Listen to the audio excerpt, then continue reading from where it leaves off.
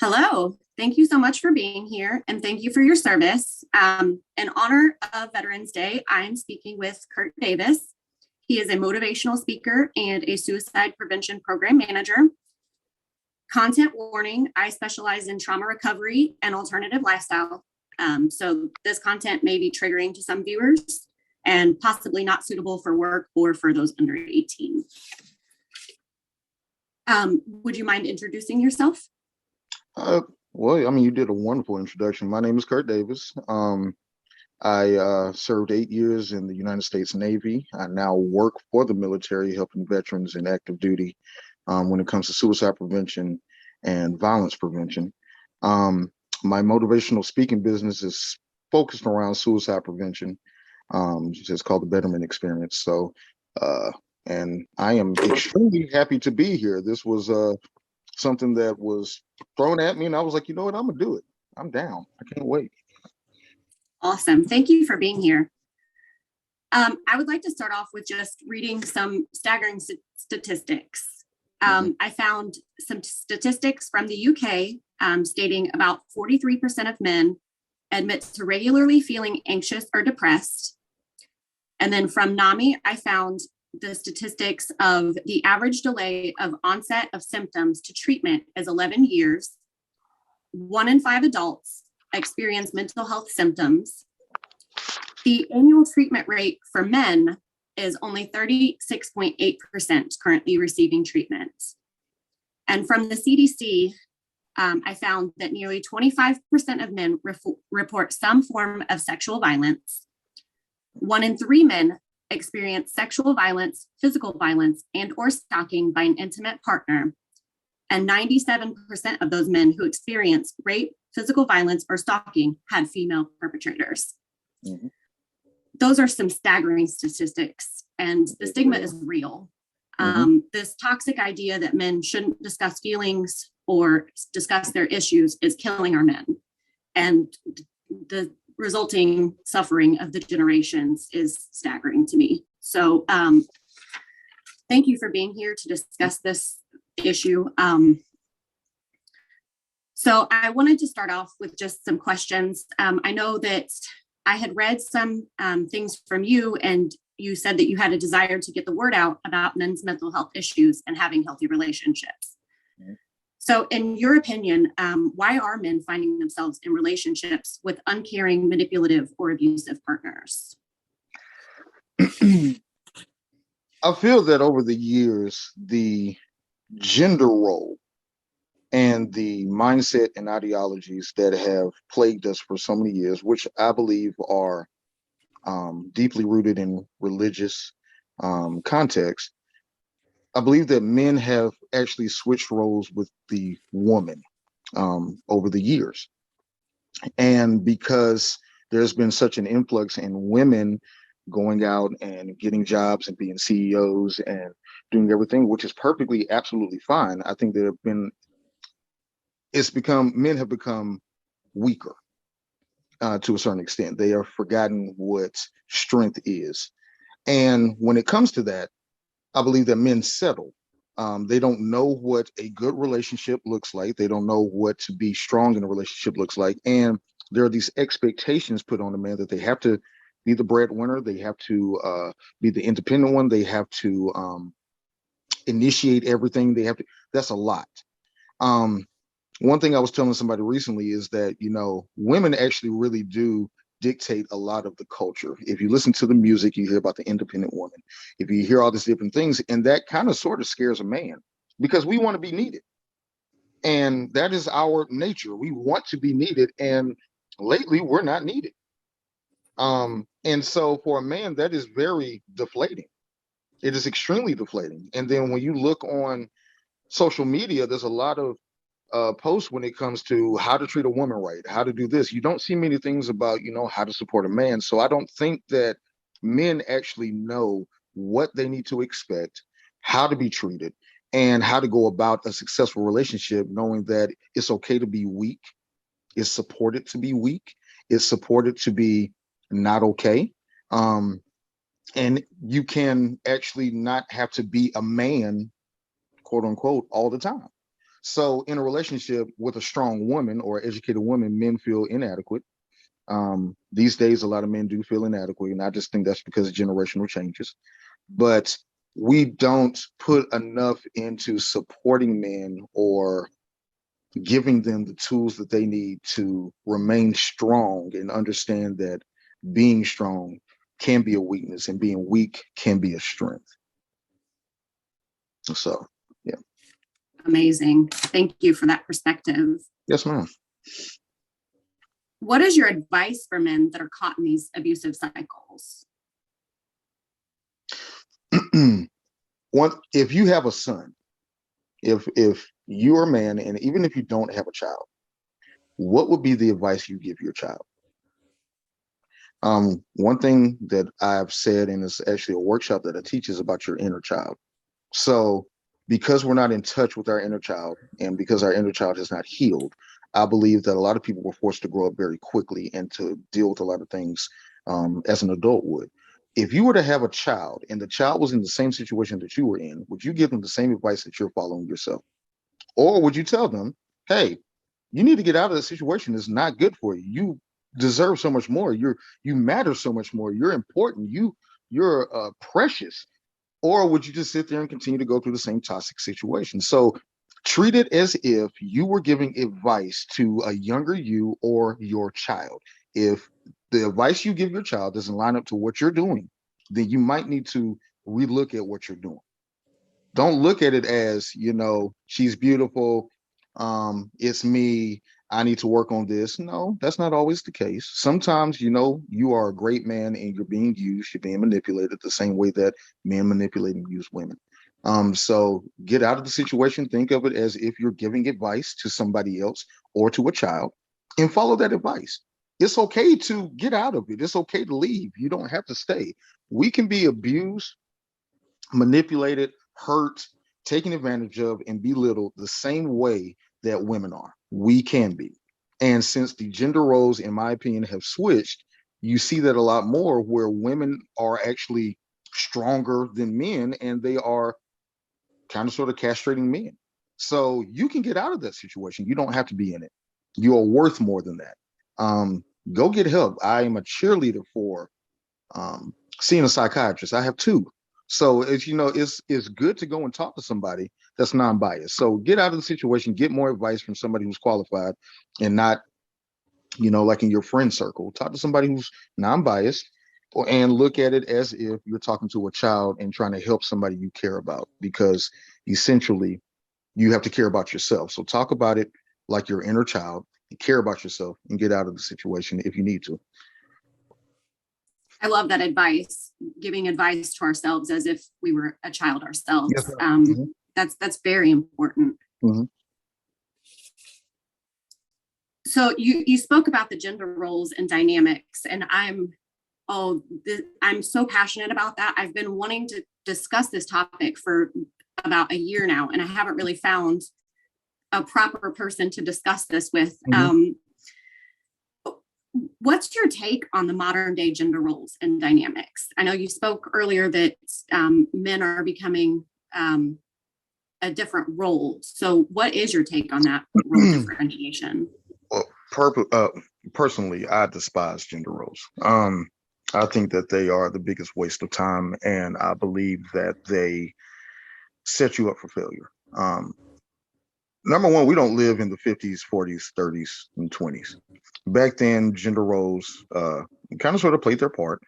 But as we have progressed, and I believe men have seen their worth a lot more, I think that I've gone more towards an equality sense of purpose. Effort. Gender roles to me take away the effort of one side. If we are dating and I have to open the door, plan the date, bring you flowers, and do all this stuff for the hope that maybe later on you're like, okay, I'll date this dude. What's the point? I deserve the same effort that I'm putting in, and you deserve the same effort from the beginning. Gender role says, and it's like a benevolent sexism. It's a kind thing, but it also belittles the woman. with gender roles is like the woman can't plan something, the man has to do this, and it sounds kind, just like a woman needs protection, or the man has to protect a woman can protect herself. It's benevolent sexism because it sounds good, but it's still sexist. It's still sexist in its purpose. And I think that the sooner we get away from that, the more we will find happiness. Why can't women propose to men? Why is it that the man has to propose to the woman? If the woman wants to marry him, why can't the woman do that? And then why is it that if that was to happen, the woman would be criticized and then the man would be considered to be weak or a pussy because the woman did this? Why do we look at it like that? And it really just freaking, in my opinion, it sucks. When I do relationship and marriage counseling, that's the one thing I try to get away from. And I try to tell them to get away from that. There is no gender role. It's just a team aspect. It's equality. Work together. The thing that you expect him to do, you can do. The thing you expect her to do, you can do. Don't expect her to be in the kitchen barefoot and pregnant, and don't expect him to go outside and have to mow the grass. You can both do these things. It makes it equal, and it makes it a team aspect instead of he's supposed to and she's supposed to. We don't have technical rules like that. And so I hate it. And you see it so much, especially on dating sites and all this other stuff. The man's supposed to speak first. The man's supposed to do this. And that's why you're single. That's exactly why you're single, because you're expecting this dude to speak first and nobody speaks to you. So you might want to actually open your mouth and talk to somebody. So yeah. Oh, I can go on. Or we just ignore them. Or you just ignore them. Or you just ignore them. Absolutely. Absolutely. It comes down to block culture, swipe culture. It plays a role in so many different things because we expect the woman to do certain things and the woman expects us to do certain things. And when that doesn't happen, then you miss a potentially wonderful relationship based off of outdated mindsets and ideologies. You miss things based off of this. And think about it even in the alternative lifestyle. That's why you have so many people, so many men who think they're doms, but they're actually just people who want to manipulate other people and they don't really understand what being a dom is. And then you have so many women who think they're subs, but they have no idea what it means to be a sub. And they're technically going more towards I'm a brat. That's only because you just want to get pushback, not because you actually understand what sub is or brat is. So it plays a role in so many different things. And when you relieve it and get rid of it, it makes things so much easier, in my opinion. I mean, would love to hear your opinion as well. I agree with that. I don't like the gender roles. And I work with a lot of transgender folks. Mm-hmm. So the blur of gender lines these days is it's blurring so many things with dating because we don't, like you said, we expect these things. And when we don't get them, we get butthurt. And we tend to just dismiss the person as, oh, like they're not interested, or, oh, they're just talking crap, or, oh, they're just a manipulator. And so the gender roles that we expect aren't happening. And so I know as a woman, I get frustrated and I'm like, where's the effort? Because I know for me personally, I have had abusive relationships. And so coming out, I was very bitter. And I kind of washed over all men as, oh, they're all abusive. They're all out to get me. They all only want one thing. They're not interested in me as a person. And so, and seeing that perpetuated in the media and perpetuated anywhere I look, it solidifies that feeling of, oh, I'm just a victim. It's never going to get any better. And so it kind of takes away power in relationships. Right. No, that is very well said. And I wish that more people would embrace the simple change of it. It really restricts so much when it comes to your happiness. I am the fan of the statement that, doing the same thing over and over again, expecting different results is insanity. And I don't understand why people claim that they want different in relationships, but you have the same mindset. You want different, but you have the same mindset. That does not give you different.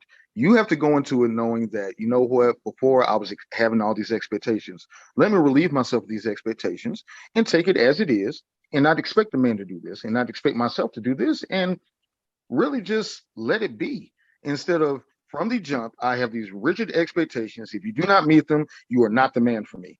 You're not the woman for me. And then you wonder why you're 60 years old and got 10 cats. That's why. Or 10 plants. Or 10 plants. There you go. You wonder why. And it really sucks. If you are not having the healthy outcome in a relationship, if what you're doing is not bearing fruit, it is not anybody else, it's you. Stop blaming other people for the mindset that you have and change that. We gaslight and we pass on so much stuff and will not take responsibility. We will blame men, and we will blame all women and say all women are gold diggers and all women are this, that, and the third. And that's not the case. It's not the case at all. All men aren't bad. All women ain't bad.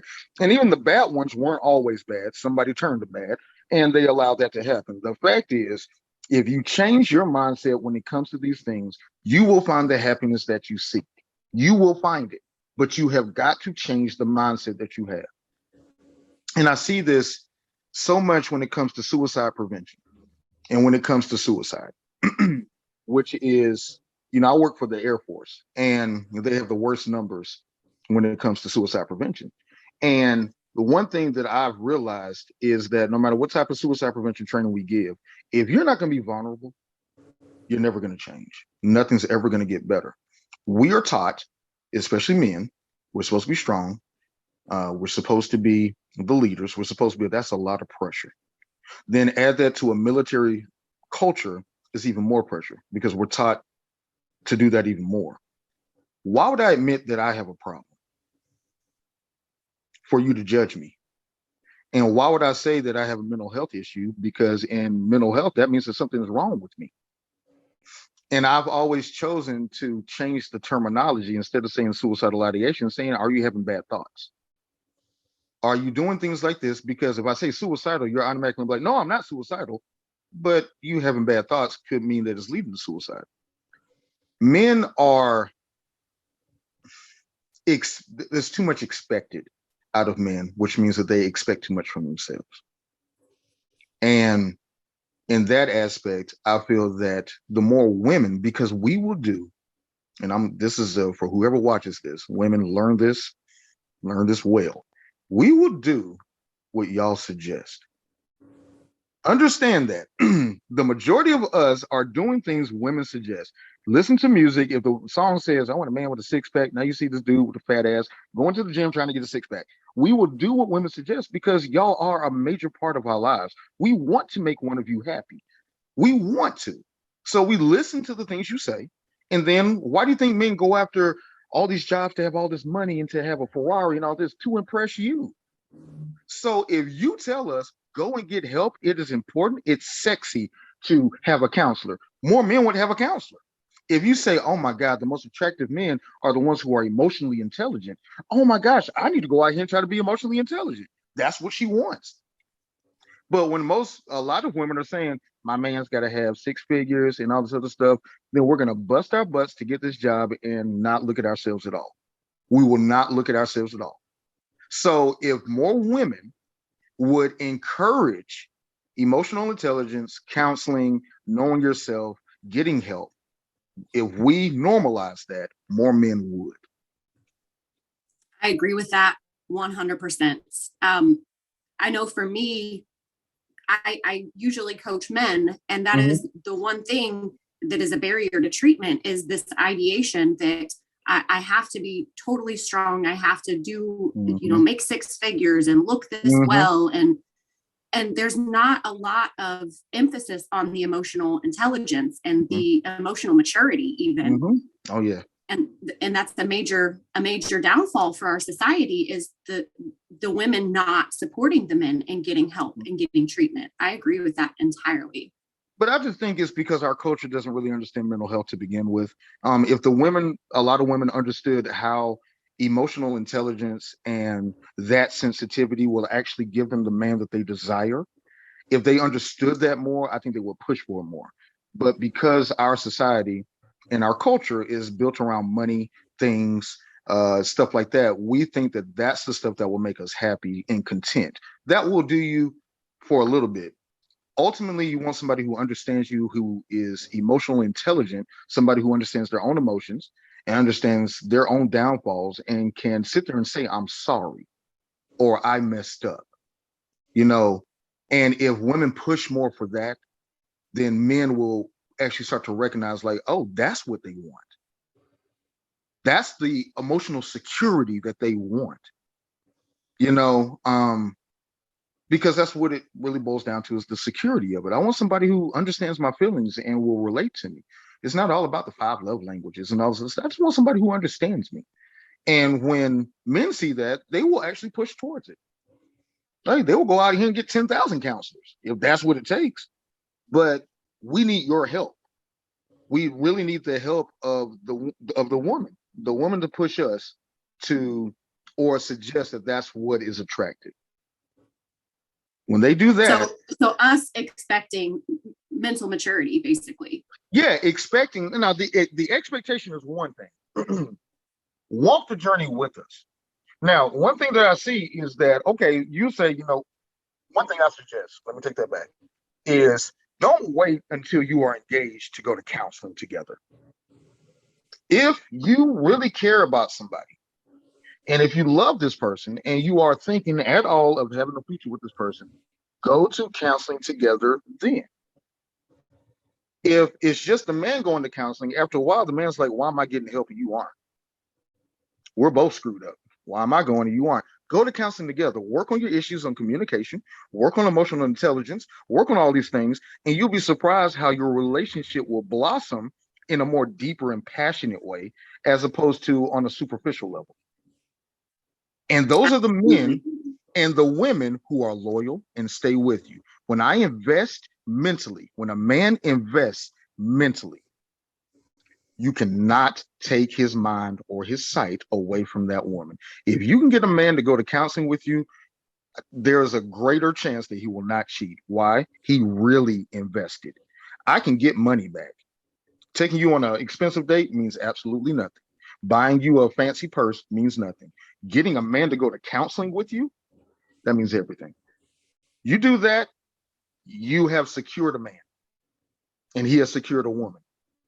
You have, so both genders need that emotional connection, exactly, and that intimacy to build exactly, a and the understanding. Right? Yes, you're absolutely right. Yeah, absolutely. So something I noticed in myself was the post-traumatic embitterment. Do you think that's the issue with most men that are facing the modern dating scene, that they're just embittered by past experiences or childhood experiences? No, I actually think that it's more of the recent experiences. I think it's the experiences they go to every day. And I'll just say for myself, because being in the dating scene and being on different dating apps and everything like this, it's just the lack of effort on the woman's part and the expectations that are placed off by the woman. So hypothetically, I believe we've all been here.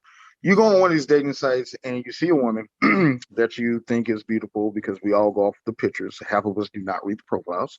And so you see the picture and you send a message. Now, we'll stop right there. If we were meeting in real life and I walked up to you in a bar and I say, good morning, you're a very beautiful woman, my name is Kirt, you would not just turn your back on me and not respond. You would at least say, oh, thank you very much, I'm not interested. On a dating app, they can just ignore us or block us. And after I send you a respectful message. I'm not talking about your booty or your breast or anything like that. I'm actually sending you something nice and kind. Women will just ignore you. That makes us bitter, because what you are asking for, a respectful man, somebody who would care for you, we're showing that in our initial approach, and it still doesn't get through to you. We still get rejected. So then then the women are like, well, you only go for the women who want sex. Of course, because they actually give us attention. I came and talked to you, but you were just like, no, you didn't even have enough decency to say, thank you so much for the compliment, but I'm not interested. It's so easy to just block. It's so easy to just ignore. Um, you have these profiles that say, if you're not interested, I'm not going to respond. You have these things. And so women seem to come across extremely entitled on profiles. And there are a lot of good men who do not want you for your booty, who do not want you for that. They actually want to have a good conversation with you, but you won't give us that. Then, oh, I can keep going on this for like 10 hours. So after that, if we do have a conversation with you, it's like, hey, how are you doing today? I'm good. Okay, so I saw your profile. Everything was great. You're wonderful and beautiful. Thank you. Okay, well, I'm not really even having a conversation with Yeah. So why are these people on dating sites if they're not really you. Oh, interested in dating or intimacy? and see, that's the next question. Now you're wasting my time. When you signed up for that dating site and were not going to put forth effort, you immediately wasted everybody else's time because you're there for fun, not for a relationship. You're there to pass time, not Or for get attention and validation. or get it. Oh my God, yes. So you were the worst ones. I'm so happy you said that. Is when every picture shows cleavage and butt and all this. No, I'm sorry. Okay, I'm a dude. I like booty. I like cleavage. So I'm like, oh my God, you have beautiful legs. I am a lot more than my legs. Then show me more. Yes. You know, if that's all you showed me, I'm gonna compliment you on that. Don't get mad because I said something sexual to you about this. And that's another thing. Oh God, I love this. You need to have me back on. I love this. I love talking to you. Absolutely. So, sex. Mm. The majority of every profile that I've seen, the first thing that you see on there is, I'm not looking for hookups. I'm not looking for sex. Everything you just said was pointless. Everything you just said was pointless. Because if you think those couple of words are going to stop me from trying to have sex with you, then you're wrong. So what you just put on there makes me think that you're closed-minded, stuck up, and bougie. I'm not here for sex, and I'm not here for this, and I'm not here for that. I'm like, well, you're just telling me everything you're not here for. So that sucks. Second one, I You're actually missing 50% of the relationship if you're pretty not much, interested in sex. pretty Hello? much, and then it's like, let's not act as if you're above sex. Let's not act like that because you're not above sex. You got 6 kids, so you have sex. So we get it. The other part is they don't have time. There is no time to date. You have, and they will say it, I'm constantly busy. I don't have time, but if I like you, I'll make time for you. Why the hell do I want to be a second thought? Make time for me prior. That means you have no time for yourself. And if you have no time for yourself, you have no time for me. Absolutely. And another one is I'm a mother and my kids come first. Now, let me tell you why this pisses me off. Who the hell wants to come second? A lot of people post Nobody. this. Exactly. A lot of people put this on their profile to make themselves feel better about being a mother. If you're a mother, the man should automatically expect that the child is a priority. Period. If you tell me from the jump that I will come second, you can kiss my ass. I'm not doing it. It's just not Right. going to happen. Don't put it on your profile. I want to know about you, and stop putting pictures of your kids on the profile. Yeah, because even a submissive doesn't want to come second. No, that's the point. Exactly. We want to come first. I need to look at your profile and know that I'll be a priority. And if you don't ever come on the app to reply to my messages, I'm not a priority. Why are you here? So when it comes to the dating world, it's so much when it comes to men because we're trying to be different than the next man. But a lot of women do not recognize or appreciate the difference. And so it kind of makes us feel like, there really is no point. I can't find a good woman because they overlook me. Nice guys finish last. And it goes with that. So I have to become a dog to get what I want. Or in the BDSM kink lifestyle, I have to become a dom in order to get what I want, because if I ask for it, I'm not going to get it. So let me become a dom. Overnight, I'm going to become a dom. I'm a dom. And all I want is to control the woman loving me. And so I'm going to have all these rules because you're going to love me. when in all actuality, they're not a dom. They're just a hurt man who simply wants a woman to pay attention to him and love him. But the only way he feels like he can get that is if he has a submissive or a slave. Now, actually, really think about that. Really think about that. The only way I can get love is if I have a submissive or a slave. Even if they're not a dom, they can still have the same mind frame when it comes to women. I need you to be a slave. I need to own you for you to love me. And that to me says a lack of trust in relationship. Like, I don't trust you enough to actually be in a reciprocal relationship with me, so I have to be a controlling. I got to control you. Right. Exactly. Yep. So now you get men who are just controlling, and they don't really want to be. And I find the same thing on because I'm a female dom, and I notice that other female doms are, I would say, borderline psychopathic. Like, their idea of having a submissive or a slave is the same as a man's idea of, I don't trust you enough to have a relationship, so I need to control you. And when men approach me as a dom, I'm an affectionate dom. I'm a caring dom. I'm an emotionally supportive dom. And so when they come at me expecting this narcissistic entitlement, they'll come at me, and then when I respond, they're like, "Oh, you're not a real dom. You're not treating me like shit." Exactly. And I'm like, "Hello, we haven't established this consent dynamic. Like, I'm not going to treat you like shit unless you specifically request it." And like, we haven't established all that. So I think there is a large portion of people that think I have to control somebody in order to feel loved. But that's what they really, that's where stuff comes from. People are ignorant to what BDSM, dom, sub is to begin with. A lot of people, especially people on the outside, look at it as it is the most belittling thing to be in a dom sub dynamic, period. It is belittling. I would never let somebody treat me like that. Treat you like what? What you saw, what you heard from somebody. Everybody automatically feels that being in a dom sub dynamic is belittling. You're supposed to treat me like crap all the time, yell at me, bark orders, and make me clean your house and lick your boots and all. No. There are so many different dynamics. Yes, that might be one, but the conversation prior, like, I have a dom sub contract, so it goes over everything. If you don't agree with it, then we can sit there and discuss it. But stop assuming that it is automatically belittling. I honestly believe that the dom sub dynamic, that relationship, is deeper than any traditional relationship because it requires so much more on the front end. And I wish other relationships would actually approach, like traditional vanilla relationships. I wish they would approach it kind of sort of the way that we do. You throw your expectations out in the beginning. You know exactly what the dom is supposed to do and what the sub is supposed to do. If you don't agree with something, you scratch it out, discuss it, and keep it moving.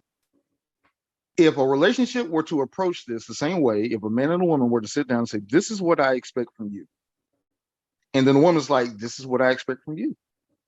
Okay, I can't do this. I'm not going to cook for you every night during the week, and I'm not going to dress up like a sexy fireman. So we can't do this. Okay, well, how about 2 nights a week? Okay, I can do that. We approach it like this. Now all expectations are on the table. I know exactly what I'm supposed to get from you. You know exactly what you're supposed to get from me. We can move forward. Hidden expectations in a relationship will kill the freaking relationship. But that means that people cannot be open and communicate because they don't know. So I love that you actually said that traditional relationships could use from BDSM, like that, from the get-go, discussing expectations, boundaries, limits, like, because a lot of traditional relationships don't even address limits. We don't know people's soft limits. We don't know people's hard limits. And so we're like testing the waters and like seeing like, oh, is this okay? And instead of being at the outset, these are my hard limits, these are my soft limits, these are my expectations, these are my boundaries. You're absolutely right. Traditional relationships go off of this principle that I have to date you for a certain amount of time to get to know you, to trust you. Absolutely crock of bull. First of all, you will only know what somebody else chooses to show you. You cannot control anybody else Their actions or intentions only your own. So the majority of people date out of fear. That's why they date. They have to sit here. Like I've always hated the thing when somebody was like, you know what, I want you to, if I'm a man, or which I am, and I'm like, hey, I want you to come over and chill. No, I need to meet in public first because that's going to prevent me from killing you later. That guarantees your safety. Nothing. But that's what you feel you need to do. You also feel that, you're supposed to take it slow and you're who gave these rules? And have it if it hasn't worked for you before, why are you still doing it? And why do you hide your sexuality that long from a relationship? Like, because I know as a queer, I tend, I used to tend to hide my sexuality, and I wouldn't let people know, like, oh, like this is what I like out of sex. Right. I would hide that. And so a lot of people are not being open about their sexuality, about what they like, what they dislike. And we hide that until so far into the relationship. And it's almost like I've spent all this time investing in this relationship. Like, why would I just throw it away now if I'm not going to get my sexual needs met? Exactly. And it causes a lot of problems later on. Exactly. You are exactly right. I'm thinking that if I hold on to this and I get you to invest your feelings with me, so as soon as I tell you this, you will not think differently of me and you'll stay with me. No, if you tell me later on that you like to be hit upside the head with a brick during sex, and I'm like, no, that's not what I like. But that causes problems because number one, your, desires aren't being fulfilled. And number two, I'm not being fulfilled. And we're in this relationship a year in, there's a breakup. Now I'm invested, I'm hurt, my feelings are hurt, I'm tainted, I have all these issues. I say in the beginning, you discuss these things, go across them, because sexual compatibility is just as important as any other type of compatibility. Any other type. In fact, sex intimacy is a different form of communication. And if people don't communicate in a relationship, it will not work. I need to know that we are sexually equal early. Because if we're not, I don't want to love you and then figure out that this ain't going to work because we aren't compatible sexually. It matters. It matters. Stop looking at sex as power and look at sex as pleasure. People look at it as power, and that's wrong. It's a form of connection.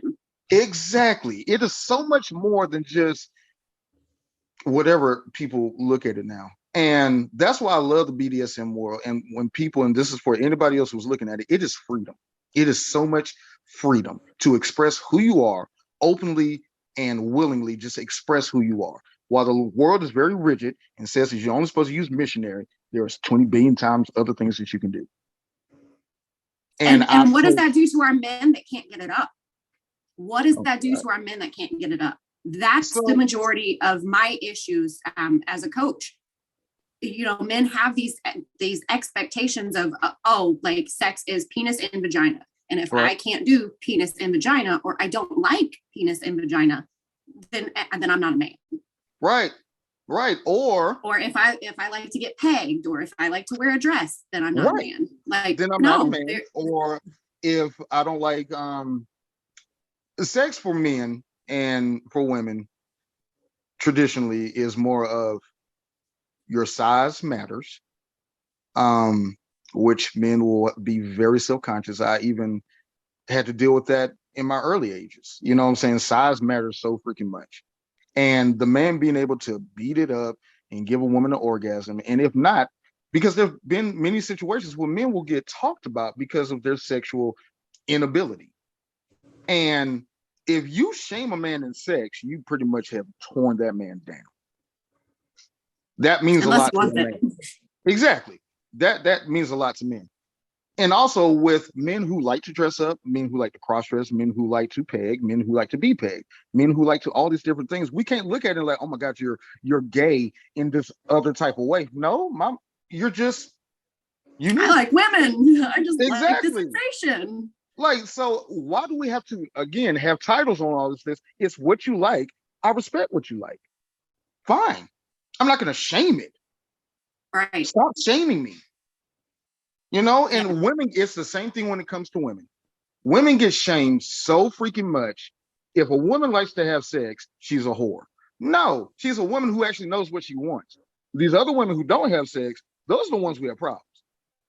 But it's like this woman who likes to have sex and will have sex. She knows what she wants. She doesn't give a crap about what the world thinks. And we label her wrong. Right. Wrong. Enjoy her. She's a wonderful person. She's great. She just doesn't do it the way I do it. Cool. So no, look, we can talk about this for hours. Woo! I love this. Like this, the whole dating and sex dynamic is incredible. It's incredibly intricate, and there's so much to it because a lot of people are not traditional sexually anymore. Like it's not missionary style penis and vagina. It's all a whole spectrum of experiences, and a lot of traditional relationships are missing so much of that intimacy because they're not willing to even discuss, things that are maybe outside the norm of like pegging or, the sissification, I guess, or using toys during sex or any of this stuff, bringing somebody else into the bedroom. All these different things that could actually really add so much more to your current dynamic. The reason why you're not doing it is because it's not traditional. It's not what your mom and dad did. It's not what you were taught. It's not what the Bible says. And it's not what society says. It's not what society says, because your whole life is pretty much based off of what other people think of it. And that's wrong. It shouldn't be that way. You have one life, live it the way that you want to, enjoy yourself, try everything once. If you don't like it, don't do it again. But don't judge others because they are actually living free. Don't judge others because they're actually doing what you don't want to do. Perfectly fine. But just like you said, and I've said this so many times, so many people are having boring sex. They're having boring, just ridiculous, boring sex. And you wonder why your relationship doesn't have the spark and the intimacy and whatever. And I'm like, you know what? Switch that game up, try some different things, and start small. Buy a pair of handcuffs. Tie the person up. Do this. Research together. Go to conferences, go to BDSM meets and munches and all to do these different things, because the intimate part of your relationship, the sexual part of your relationship, will do more than having all the finances in the world. Relationships break up because of finances or something that has to do with sex. Yes. So fix your sex life. Have fun. Men, experiment. It's okay. It doesn't mean that you're any less of a man. It doesn't mean you're gay. It doesn't mean you're gay. It does not mean you're gay. Exactly. That's you. But the woman has to support that too. Because I see a lot of posts and I hear a lot of women that say, oh, if my man likes to get his ass licked, then he's gay. And so the man who likes to get his butt licked, like, well, in order to keep her, I can't have something I like. Right. I have to hide, not necessarily you can't have it. You have to hide that part of it. Exactly. And that sucks. No, you're never going to be happy. You're never going to be happy. So and you'll always be looking for that next person that will accept it. Exactly. So this woman who said that and has this perfect good man there, you're going to lose him because of one thing that you said that caused him to hide, and you not being supportive of something that's different than what you're used to. Right. Because no one's saying you have to lick his ass. He's just saying that that's what he likes. Bam. That could be a lick for you. You could say, no, I'm not into that. Like, I appreciate you sharing that with me, but I'm not into it. There you go. Or like, hey, like, why don't you find someone? Like, can I watch? Like, exactly. There we go. We're open this up to different things. You're absolutely right. But no, there are so many people who are too rigid, too cut off, that they cannot be that way. They can't. Yeah. And there's so many people who are just unhappy. And so you know what? If I urge people, if they're watching this, everybody who is watching this, to just ask your partner. And everybody be vulnerable for a second and just ask your partners, like, is there anything that you have hidden from me that you think I would judge you about? And be honest with each other, because you'll be surprised how that can actually change so much for your relationship. Like, yeah, I just wanted to tell you that, I love my nipples twisted. What? Okay, then I will start twisting the crap out of them. And then we can go from there and we can get better and better and start experimenting. Talk to each other, communicate, and be vulnerable. Don't shame. Do not shame. Some people who are the most rigid people have some of the craziest kinks. We'll tell you that right now. Yes. I've met a lot of toilet subs that are super rigid. See, so rigid. They'll be like a judge and like, oh, pee on me. So it's like, yeah, it's really crazy. But I think sex is a doorway. Being open about sex is a doorway to so many different forms of healing. And sex is very much connected to trauma. It is very much connected to trauma. They run hand in hand. And it can be a form of healing. But it can Absolutely. also, if done wrong, can worsen Be the trauma. traumatic. So that's why finding a good dom and finding a good sub is very important, because the wrong one will fuck you up for the rest of your life. And the right one can do more for you than any therapist could ever do. So, yeah, very important. I attest to that 100%. I know my healing grew leaps and bounds when I came into the BDSM scene. Mm-hmm. That was the most healing aspect of my trauma, was getting into the BDSM and finding healthy partners.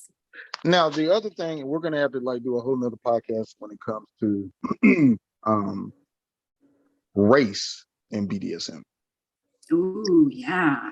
That's a whole nother topic there. A whole nother topic, because I'm pretty sure a lot of Black people, they're watching this, they're like, something is wrong with that Negro. And I'm like, no, that is not the case, because we are a lot more closed-minded when it comes to mental health, number one. Number two, anything else that is alternative, because we are very, very, the majority of us, especially over a certain age, are very much more religious based. And if Jesus didn't say that I could peg you, I'm never going to peg you. So it is hard. Like, I have only in my life had one African-American sub. They are all against it. Oh, no, I can never do that. And is that trauma based or society based? Okay. No, it's more of the word submit for a lot of Black women means servitude and slavery. Yeah. So when they hear submit, their independence and their strong Black womanhood is like, nope, never do that. I ain't gonna. And I'm like, you're missing the point. Submit, that's not what it is. Now, then I jump onto it with a Christian aspect, and I want everybody to listen to this. If you will submit to a person you have never seen and give your soul and heart to this man named Jesus, how is it that you can't submit to me? You never saw him. And that the Bible says, submit to your man. Submit. But they don't see it because we're not Jesus. We're not God, so I would never submit. And the whole independent movement messed up a lot of things. Let me tell y'all, independent and relationship do not go hand in hand. You have your space, but the more you say independent, the more I don't want you. Go right, there's interdependence. Exactly. There you go. Let's see, she knows the word. Okay, so that's what I'm talking about. Yeah. Oh yeah, we can do this forever. Don't get me started. Don't get me started. Okay, so is there a way to get unity and peace among the sexes? Unity and peace amongst the sexes. The only way to do this is for people to abandon their thought process that they currently have. You have to really look back and realize that the way that you were taught, the way that you were brought up, look at that. If you were brought up by a single mother or a single father, you're probably going to be a little bit harder on the opposite sex, based off of what you saw and what you've been through. You have got to clean your own slate and give yourself a fresh start. There is no way to unity if you don't have healing. And a lot of people refuse to heal themselves. They don't want to heal. And you're bringing a lot of negativity along with you because you don't personally want to heal. I understand a lot of people have been through rape and they have been through all these things. And so as long as you carry these bricks with you, you know, the next house you build is going to have the same bricks. You have got to give yourself a different house. Get rid of those bricks, heal, and then we can actually have unity because you're not bringing negativity to the party. Don't bring your baggage because of what the last dude did. I'm not paying for his mistakes, just like you shouldn't pay for her mistakes. but people bring that with them. And it is not my responsibility, nor is it yours, to knock down somebody else's wall. It is not your responsibility to make somebody trust again. If you're not at that point, when you meet me, we're behind. Yeah, there's no basis for a relationship. We're playing catch up. So it's going to be toxic from the get. Exactly. You have to heal prior. Don't date if you haven't healed. And definitely don't get into a dom sub dynamic if you haven't healed. Because now you have just become codependent, and that can turn into some, that can turn into some very dangerous things. So you have got to heal. None of us can get better in any aspect, whether it be BDSM, relationships, politics, the world, global warming, until we heal. You have to individually heal. Get you a counselor, talk to somebody, say that you want to be better, and then you'll see how everything else becomes better. Absolutely. But we just walk around angry and negative and think things are going to be positive. It doesn't work that way.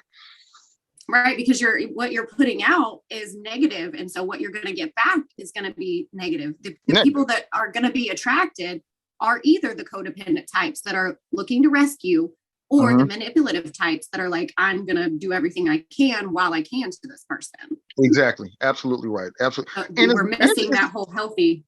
Right. It's so simplistic. Everybody thinks that you have to go through all these hard things. No. To me, there's so many things in life that are just simplistic. Relax more, love yourself, have sex, enjoy life. Simple. We complicate it by like, I can't relax more because I have to work. I can't have more sex because then I'm a whore. Or I can't do, and you give yourself all of these other things to make it difficult. No, you can do whatever the heck you want to do. Go do it. Enjoy yourself, man. You only get one life. Don't let it kill you. Good Lord. Right. Jesus. It's crazy. I love that. So what do you think women need to know to navigate dating in the modern era?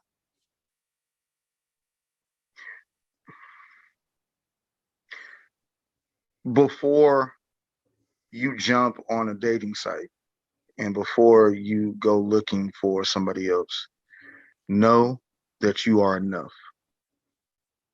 Know that you do not need a man to validate who you are.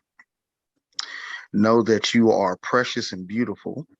You do not have to compare yourself to this other beautiful woman over here. You don't have to compare yourself to anybody. You are perfect as is. If you go out here looking for somebody to validate you and to always affirm you, you're going to start out in a hole. All of you are beautiful. All of you are wonderful, and you all have something unique to give. And relish in that fact, enjoy that fact, and be blessed in that fact. Because I don't want some woman that's the same as the other one over there. I want someone who is absolutely different.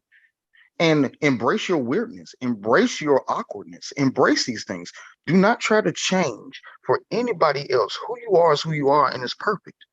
It is perfect. A bad man or a person who has bad intentions is going to quickly pass through. Do not understand. Is they're going to quickly pass through.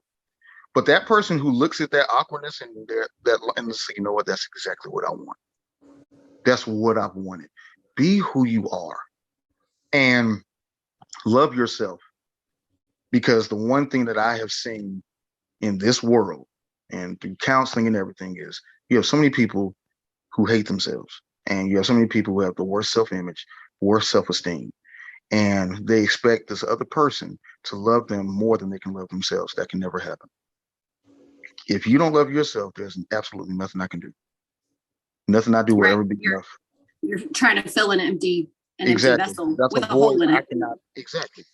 And so love yourself and learn to love yourself before you jump into something, because if not, I don't know how to love you if you don't. You have to tell me how to love you. You have to show me. But if you don't know, then we're just going to be two blind people walking around trying to love each other. And that's painful. And nobody's needs get met at that point. Exactly, at all. So women, you're enough. I don't care about your size. I don't care about your color. I don't care about any. You're enough. You are enough. Um, and the other thing I would tell you is stop being so damn entitled. Stop being so entitled. You are enough, but you're not God's gift to men. Absolutely. Stop being entitled. Understand that you're flawed just like we are. And unfortunately, the more entitled you are, the more you're going to get passed over. Yes, and the least likely you are to actually find a secure relationship, a healthy partnership, because a healthy man will look at a woman like that and be like, there's no way in hell. Exactly. Like, you know, what can I provide this person? How can I be needed? Like you said earlier, a man needs to be needed. How can a man be needed if all they're looking for is everything, all the attention, all the validation, all the dates, all the money, all like. Don't be afraid to take chances. Don't be afraid to go against the norm. Don't be afraid to ask a man out. Don't be afraid to speak first. Stop expecting the man to just do that. Like if you're going through a dating profile and you see a profile that you like, don't be afraid to send that message. And overall, have common decency and courtesy. If a man sends you a message, be kind enough to at least tell him that you're not interested. Don't ghost him. Don't block him. Because how would you want to be treated? If you took the time out and sent somebody a message, even though you have your own insecurities and they didn't reply back, how would that feel? You can see that they read it, but they just didn't reply. How would that feel to you if you were to walk up to somebody and say, oh my God, I think you're so handsome, and they just turned their back on you? Like, how would that feel? Treat others the way you want to be treated in all sincerity. But we just, one thing I say in all my suicide prevention training is that our collective give a damn is broken. We don't know how to care. We do not. We're losing that ability as time progresses. We are so consumed by negativity, we don't know how to care and just be decent human beings to each other. And that comes with healing. Once we heal, we can do that. Stop thinking everybody's out to get you. Stop thinking everybody's out to hurt you. They're not. You know, you have good men like myself. You have good women like yourself that are out here to help you. But you have to let us, you know? So, yeah, that's my advice to women. Stop being so damn entitled. Just stop, please. I love that quote. Our collective give a damn is broken. Like, wow, that hit me. That's deep. Ooh, that's deep. It's so true. Like, it's so true. Just the amount of ghosting and just ignoring people. Like you said, like you wouldn't just walk up to someone, them compliment, and then turn around, like exactly. And it like pretend that you're face to face with the people that you're trying to date. That's really good advice. Like just treat us like we're human. Yeah. And not like we're a bot on a dating app. We're still people. Right. We have feelings, you know. So yeah, just be nice, man. Shoot. Simple. I love that. Love your questions. These are great questions. Oh, thank you. As a therapist and speaker, what message do you want to send to men and young boys? Vulnerability. My statement is vulnerability encourages vulnerability. For men, we have all been through hell. We all have a story. You know, I was in the military. I attempted suicide 3 times while I was in the military. I've had to deal with 6 heart attacks, and I have 13 stents around my heart. I've had a stroke, and I've had cancer, and currently dealing with chemo. So we all have a story. If I keep my story to myself, what was the freaking purpose of me going through it? There is somebody coming up behind you that needs to know I can make it, and you are living proof that you can make it. You have got to be vulnerable enough to share your story. If you're quiet, then you're helping nobody. And the more that you sit there and just say to somebody, and I tell it like, because again, I work with military. So I tell people to go in your squadron. When you're talking with your people, say, you know, I've dealt with depression. And you'll be surprised how somebody was like, how'd you get through it? I'm doing that now. Like, how did you get through it? But without you saying, I've dealt with depression, these people, they're not getting any help. So lead the way by being vulnerable. Start teaching men that being strong is not the way that it should look. Vulnerability is already looked at as a wrong thing. So let me ask you this. If I had a base and I had a fortress, and every day at 10 a.m., my walls fell down and anybody could get in, you call that a vulnerability. It's a bad thing. It makes it weak.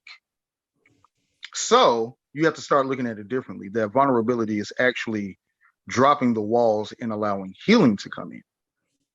So for men, I just want you to help the younger men understand that asking for help is a strength, that taking time for yourself is a strength, taking time to just have a you day is a strength, and talking about the things that are hurting you is a strength. We need to know, if you're in a relationship and you're married, men, lay down in the bed with your wife, the person that you love the most, and tell them, I love you. I don't want to lose you. I'm here for you. Please tell me if there's anything wrong. Relationships expect the other person to talk. They expect, if he has a problem, he's going to come and talk to me. No, that's wrong. That's how suicides happen. You have to consistently offer them the opportunity to talk.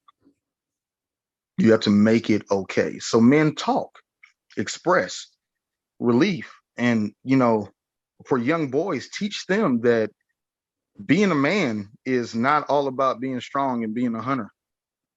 Being a man can be feminine. Being a man can wear a dress. Being a man is so many different things, and stop telling people to man up, thinking that that's hiding, their issues. Man up by talking. Man up by expressing. Man up by being emotional. Man up by showing your sensitive side. Man up by those things. That's a man, well-rounded. Being strong is one-sided. And physical strength is only one aspect of strength. One aspect, exactly. Being a man is being whole. And being a part of being whole means that there's a weakness, there's the yin and the yang. So that's what I want men to look at, especially men in the Black community, because we're the less likely to get any type of mental health or anything like that. Jesus can save you. I get you that, but Jesus also created therapists. So go please and talk to him. Go talk to the therapist and express. For men everywhere, it is okay to express. I also want to say that if you are suicidal or whatever, please call out, talk to somebody. You are precious. You are worth it. Do not take your own life. I promise you it gets better. I have been there. I understand. But we need to talk about suicide a lot more in our communities and in our homes and houses. And we need to, because it's killing us, literally and figuratively. And we men are 75% of all suicides. So it's killing us. We need to talk about it. Be there for each other. Be brothers. Have bromances. They're fun. Oh man, the bromance. So that's how you build romances, is by having that vulnerability and that intimacy, because you can't really have intimacy without vulnerability. You can't really know someone unless you know their struggles and what they've been through.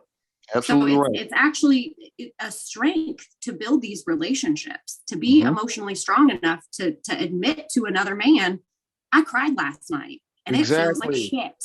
And then they're like, oh, wow, I've been there too. And that's how you create that intimacy and those friendships. And honestly, I think our men struggle because they don't have the amount of friendships that females have. They don't have the supportive relationships outside of an intimate relationship, unless it's with a therapist. Because I don't really know why. Like, what's the because? Well, I know, you think about it, like it's killing us. Even when you just said it, I had to catch myself. I had to catch myself, and that's just because I'm a dude. But at the beginning of your little statement right there, you said intimacy. And I'm like, intimate with another man? It's the way that we view things.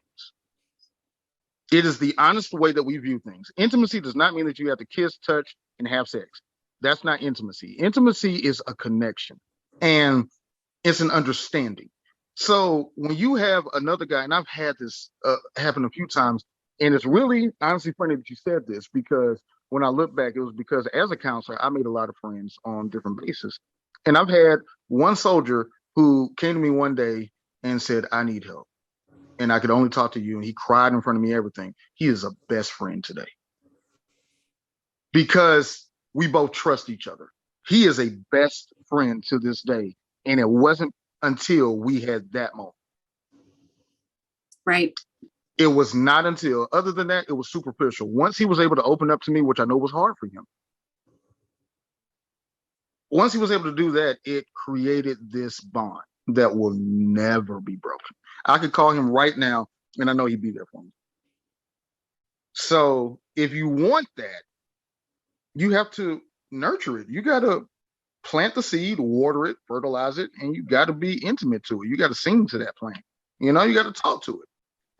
But don't just expect, we envy you women. Y'all can have the best relationships, and then, you know, y'all can go shopping, and then y'all will sit there and be like, oh my God, am my breast bigger than yours? And I can't do that with my dudes. You know, hey, you know, I like your butt cheek. I can't say that. You know what I'm saying? So we can't do anything like that. However, we envy your relationships. We really do. And it pisses us off that y'all can be such good friends. And we're like, I only go fishing. And y'all have some of the deepest conversations. So no, we envy y'all. So I just want you to know that. It sucks. Yes. Like, and I know as a woman, like that intimacy that I get from my friends, like that is what helped me through my darkest days. If I didn't have those relationships, I may have committed suicide. Like I may not be here. Those relationships are incredibly important. Yeah, you need somebody to reach out to. You can't always have a therapist, and sometimes there's certain things a therapist can't do. You want somebody that will actually sit there with you, hold you, talk to you, and tell you it's going to be okay. And the majority of the time for me, at my darkest moments, it was just having somebody that sat there. They didn't tell me they understood. They were just there. That all they did was, they didn't tell you to suck it up. They didn't tell you, oh, it'll go away. They just sat with you. They just sat with me, and that meant more to me than anybody throwing Bible verses at me or telling me it's okay, or he just sat there. Meant more to me and deepened our relationship, and we didn't even have to talk. So be open to those situations. In fact, I look for them. Like, I can't wait. I want those. That's awesome. That is great stuff right there. Yeah, I love them. Love them to death. Wonderful junk right there, man. Wonderful. What can men do to find healthy partners? I know we've already discussed a lot of that. I'm just going through the last questions that I have. Well, first we have to define what a healthy partner is. And if we don't know what healthy looks like, we can never find it. So in this aspect, you have to look at your past to understand, did you come from a healthy situation? Did you grow up in a healthy environment? If you grew up in a toxic environment, then 9 times out of 10, your outlook on relationships or women is going to be toxic unless you change it. A healthy relationship or a healthy partner is somebody who understands themselves, that will point the finger at themselves before they point the finger at you. Sees how that they can change and make changes. If your person is not doing anything to better themselves, if they're stagnant, if they're comfortable, if they don't understand themselves, their demons, their triggers, and stuff like this, if they don't have these bases where they're trying to be better, then that could potentially be somebody that's not for you. Look at where you are in your life. If you're moving forward, you want somebody who's moving forward too. If you're stagnant, you want somebody who's stagnant. If you're toxic, you're going to find somebody toxic. So understanding yourself is how you're going to find a healthy partner. You get healthy, you will attract healthy. You know what I'm saying? Absolutely. Like if you're on a keto diet, you only want to be around people who are keto. If you're gluten-free, you only want to be around other people who are gluten-free. So it's the same thing. It's the healthier you get, the healthier you're going to want the other person to be. When you don't know yourself, you will settle for anybody who is showing you love at all. You want healthy, get healthy. So that's how you do it. Get healthy, and you'll find healthy. You'll attract it. You'll manifest it. So just do that. Awesome. Do you have any questions for me? Oh, you're just freaking awesome. I just can't wait to do more podcasts. Now I want to know your outlook when it comes to dating these days and the things that you've seen, because I can talk about the men's side all day long. What do you see from the woman's side that makes it harder finding a good man or connecting with a good man? Or with you? Yeah. So, from my perspective, there are many issues with being a woman and dating. The biggest issue I see is the fact that we have had pain in the past. We have had toxic childhood experiences. And so we automatically expect that going into a relationship. And so there's a lot of talk these days about emotional abuse and red flags and things like that. And so we're constantly on guard looking for the red flags in any relationship we start. And so for me going in, I'm looking at the messages they send. I'm looking at how they approach me. And I'm determining in my mind, like, is this healthy? Is this not healthy? Is this toxic? Is this a red flag? And so I know for me that I've missed a large portion of healthy men and women, because I'm queer. So I miss a lot of the healthy potential in partners because I'm so focused on, is this a red flag? Is this abuse? That's one aspect of it. And then another aspect of it is the fear that, you know, this person is not going to be who they say they are. And I think that goes hand in hand with the toxic experiences of the past. And so we don't really have healthy models. Like when we look at TV, we see like Red Foreman, or like the men that are like, oh, you know, you pussy or sissy or dumbass. Like, you know, we don't know what type of man to even go after. We look at the douchebags, the ones that are, you know, I call them, what are they? They're pickup artists. They'll do things to make a woman interested in them and then like pull away. And as a female, that's hurtful. And so I know for me, like I just gave up dating. I was like, there's no point in it, because I would invest time and effort into someone and then find out, oh, psych, they really didn't want a relationship. And so I was sitting there questioning myself, and I was like, you know, why am I putting myself in that position? And then also like, why are these people even on dating sites? And it's like, hello, like sick people are going to be sick people. And so for me, I had to take a step back, like we talked about, heal myself, so that I no longer attract those dysfunctional partners. Well, I mean, I still do, but I'm able to weed through them.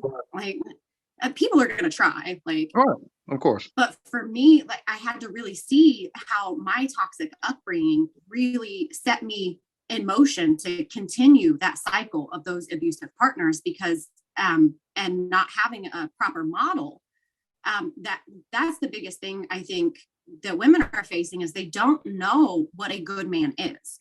They think they know, like, oh, he has, you know, he's a CEO, he's got a six pack, and he's got a red Corvette. Like, it's nothing about, he opens the door for me, or he asks me about my day, or he listens to me when I'm crying. Like, you know, we're missing models for what a good man looks like and what we should expect. That is probably one of the best answers I have heard throughout the years. It's true and it's honest. And the fact that you even said that, you know, we don't have the models. Men don't have the models of good women. Women don't have the models of good men. TV, the silver screen, that's how we understand stuff. Social media, that's how we see it. And that's how we base what we want off of that. How would you help women understand what they want? Knowing who you are, knowing what you want in a relationship.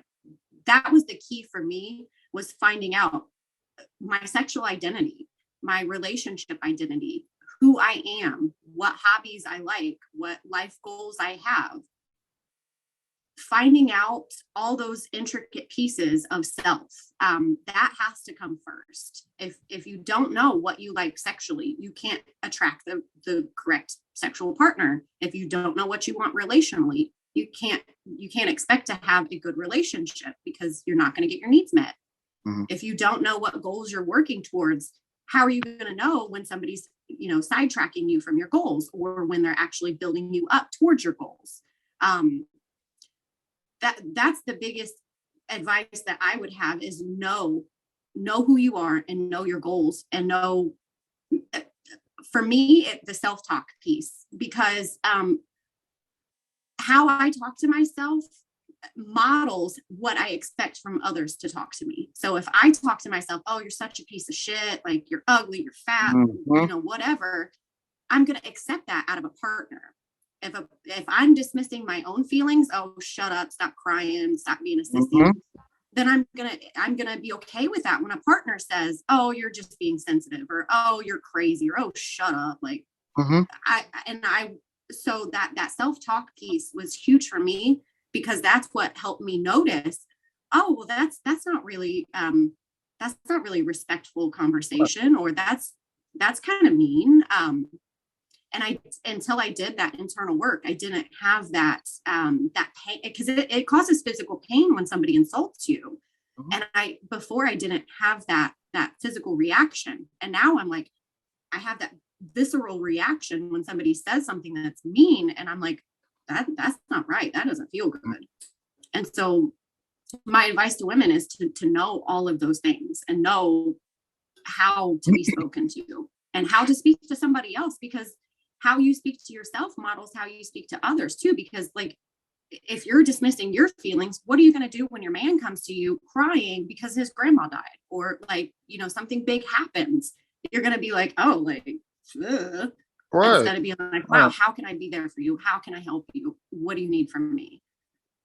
There's a time period between wanting to understand yourself and what you want, and getting to the place where you know more of what you want, and when you're more healed. That gap in between is where a lot of people feel that it has to take a long time. Change has to take forever. Change has to be slow. What advice would you give women when it comes to the process of, now you understand that you're trying to find yourself, you're doing the work to find yourself. That process can be difficult. That process can be deflating at times. That process can be, very, very hard and emotional. What is the advice that you would give people in that gap? And would you suggest relationships during that time? Would you suggest being with somebody or having companionship during that time? What is the advice you would give for that gap? Because I think there are so many people who are in that gap of where they want to be and where they were. And so that's where we lose them. Yeah. So there are so many different types of people in that gap. So I'm just going to make a broad assumption and go with how I was in that gap period. For me, in the beginning of the gap, I didn't realize how toxic I was in relationships. And so my advice would be to forego relationships in those beginning periods, because of the toxicity that we are working through, because we tend to project onto other people all of our toxicity, and they mirror it back to us. And so in the beginning stages, I would forego relationships. And then as you become more healthy, that is when I would suggest trying to date, and look at dating. So there are two ways to look at dating. We can look at dating as fun, or we can look at dating as marriage potential. Like, some people only date for fun. They only want to have fun. They want to, get food and get sex, and then they're good. Other people are dating for marriage potential, like full long-term partners. And so knowing that there are two different types of dating during that phase, I would look for the fun. I would look for, just the easy going for practice. We're not going to learn healthy relating unless we do practice, because we don't have models. And so I would forgo sex during that time, though, if at all possible, because sex does tend to blur a lot of those boundaries unless you can find a BDSM relationship, which that's what I did, is I found a BDSM relationship to supplement the sex portion. So like, it's a mix for me. I think we need the practice to have a healthy relationship, but there's also so much potential to be hurt again during that time. And that is a very vulnerable time to be hurt when you're in that messy middle. It's a very vulnerable time. That was the honesty. Again, the fact that, and I think I'm gonna change it now. I'm gonna call it the messy middle. You named it perfectly. But no, that's what I see a lot of people, and we've all been there.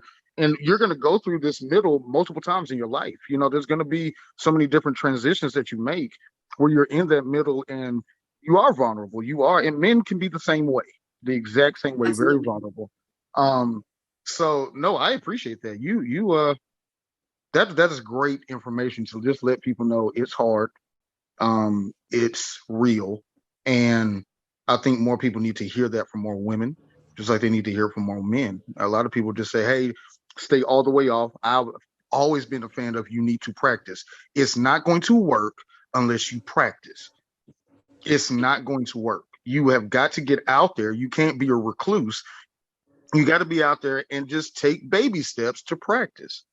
That's the only way that you're going to see if you can actually, work in that type of environment. So I do appreciate that. You've answered my questions perfectly. You get a and the aspect of men being in that messy middle, like that, they're vulnerable to narcissistic women. And like, I hate to be the one that says like there are so many narcissistic women, but there are so many female predators out there, and they're looking for the vulnerable men. They're looking for the ones that are down on their luck because they're easier to manipulate. And so our men need to be aware that if they are dating during that vulnerable period, they're more likely to come into contact with someone that is going to be manipulative, that could actually do more damage to them during that period. I'm so happy that you said there's such a misconception that men only want sex and women only want money. Like, that's fucked. Like, men want true intimacy. They want solid partnerships, and men, and they want that from women. And so to be very careful during that time is my advice, because there are so many predators, and that's who they go for. They go for the vulnerable ones, the isolated ones, the ones that they perceive as weak. And so, yeah. No, that's actually good, because, I don't think that anybody has ever, I haven't really heard it especially on anything mainstream, that women can be predators. And I don't think that that's something that is talked about a lot, is that men can be vulnerable and go out here and find a narcissistic woman. And a lot of times when you hear about predators, when you hear about narcissists, when you hear about these things, it's always equated to the man. And so to know that women can be the exact same thing, and some women can seek out weak men, is very profound. And it's very important to say that, in all sincerity, we are all fucked up. Both sexes do jacked up crap to each other. There's not one that does more than the other, as much as people want to think that that's the way. Women mess up men, men mess up women. And everybody is susceptible to the same thing. You have to be careful on both sides of the ball. You have to be careful. And men can be vulnerable and be hurt. And a lot of them have. I have. And I know a lot of friends have. And women, of course, can be vulnerable and be hurt as well. I know some men who would just use women. They find the women that are weak and in the middle of something, and they use them. I know men that are like that. So, no, you are absolutely right. This thing is, in my opinion, again, let's be equal. Let's be equal in appreciation, and let's be equal when it comes to understanding the negatives of each other, because they are present in both. No, Yeah, you and are emotional abuse can affect anyone. Like, anyone. because the statistics are typically, oh, like the woman is more likely to get hurt, and like physical violence, yeah, sexual violence, Mhm. yeah, Mm-hmm. but emotional violence, no. Like Mm-hmm. the amount of men that I coach that have been hurt emotionally is staggering. Right. Absolutely staggering. And they don't even realize that they are being abused when they're in it. And then when they're out of it, they beat themselves up because they're like, why was I that stupid? Why wasn't I strong enough to handle it? Because they don't have the relationships to get out of these situations. And they don't have that support that says, dude, what she just said to you, that was fucked up. Right, exactly. It becomes a norm. The way she did that, that's fucked up. Like, yeah, it becomes the normal. It becomes the normal. The way she talks to you, you're like, oh, I expect that. Yeah. And then I'm gonna go seek a dom sub dynamic or a mistress that will sit there and talk crap to me all day. And you're getting it for, it's not a kink for you, it's a way of life for you. It's no longer a kink. This is how you feel about yourself. Yes. And you want this woman to perpetuate that. No, you are. Well, that's the whole using BDSM for self-harm. Yes, oh, I hate that. Yes. There's so, oh Lord, there's so many avenues. We're gonna have to do like 10 podcasts. I know. I'm like, I am so excited that you came to talk to me today. Like, we are gonna have to do this more for sure. Yes. Please let me know anytime. And for anybody who is in the Virginia area, I will be moving soon. I just got a job at the Pentagon, so I will be going to the Pentagon to work. Congratulations. Thank you so very much. I'm gonna actually try to go and help change policy for suicide prevention across the entire military and Air Force. So yes, I'll be moving there soon. And yes, I'll be in the area, of course, pretty much. So yeah. Awesome. And do you have a website or anything that you can I do. My about? website is Betterment, BETTER, MENTEXP.com. I don't know if I can put a link of that anyway, but it's on if you go to my Facebook, it's there. And I can link it when I upload it to YouTube. There you go. Yeah. So it's there. Betterment Experience. I do, again, my main thing that I do is the Scream Experience, which is hour of motivational speaking. And at the end, I use Scream therapy to help everybody relieve a lot of the things. So I use that a lot. That's the most requested experience. And you can actually, my website has videos of stuff and everything that explains everything. So please check it out. Then book me, whatever. I'm here. Awesome. Yeah. Oh, the Scream Experience. Like I'm a Scream singer, so I will be checking that out later. Like, cool. That sounds amazing. Yes, ma'am.